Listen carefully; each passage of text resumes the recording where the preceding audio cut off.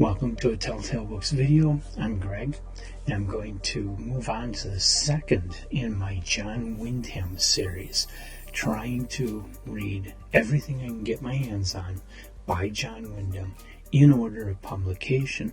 And Wyndham, he's best known for novels that he wrote in the 1950s, like The Day of the Triffids, but he got started publishing in the 1930s, publishing in the pulps, publishing space opera stories. But his stories were, so far, are not your average 1930s wonder stories type stories.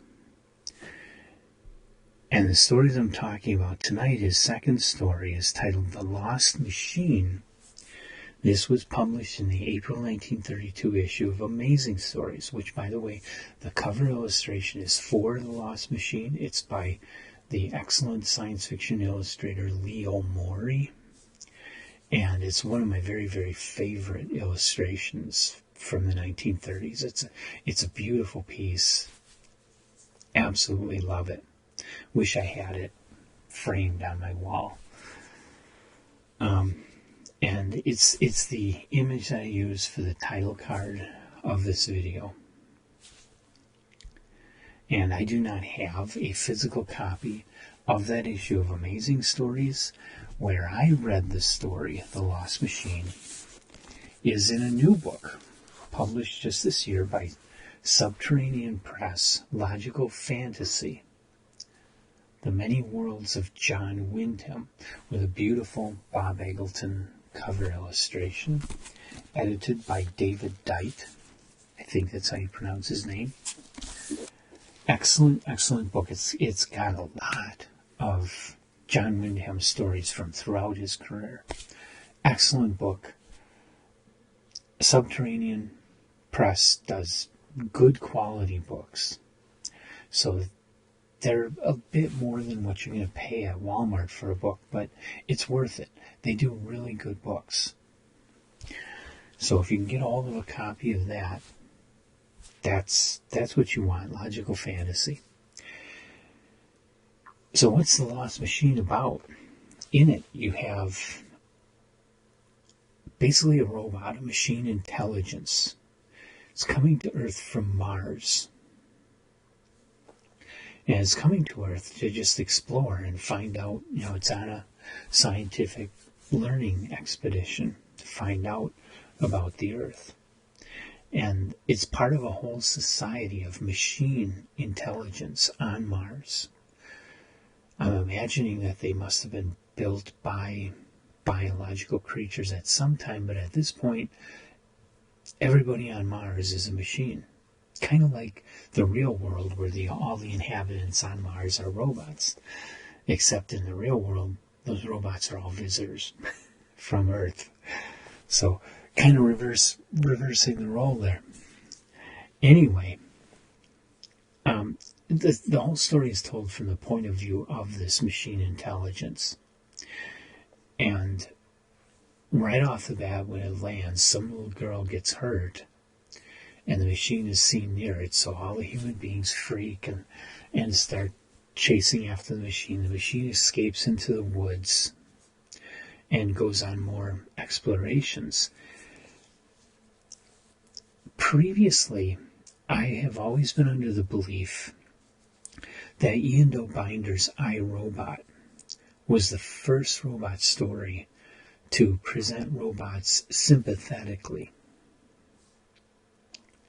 That one in Helen Alloy, 1938, 1939.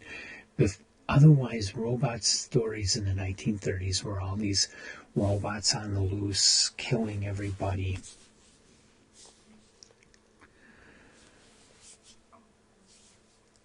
And so that perception was wrong. I, Robot and Helen Alloy were not the first ones.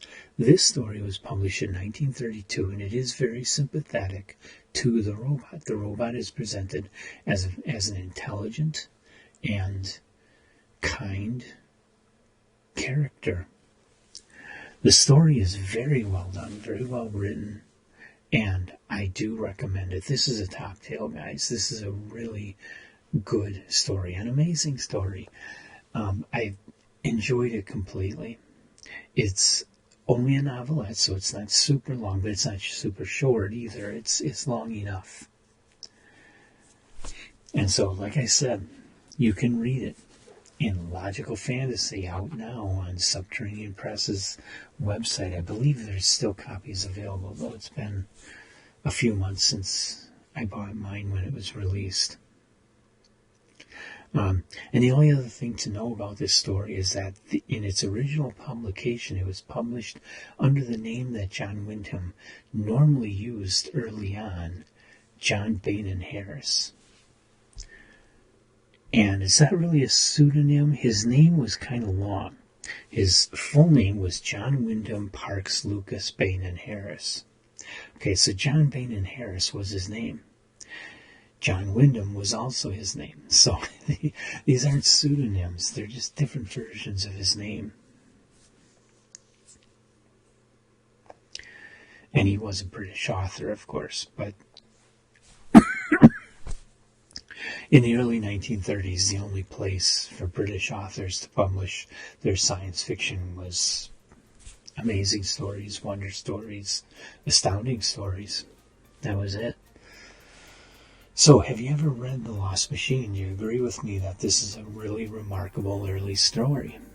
If so, or if you disagree, or have any other thoughts about The Lost Machine, or early John Wyndham, or John Bainin Harris as it may be, leave them in the comments for everybody to see and enjoy and learn from. And come on back. The next John Wyndham story is The Venus Adventure. Well, that one sounds more like a standard pulp story, at least by title. We'll see if it is, or if it turns out to be another really remarkable story. So come on back for that, and a lot more John Wyndham, and a lot of other stories, authors, and topics that we cover here on Telltale Books.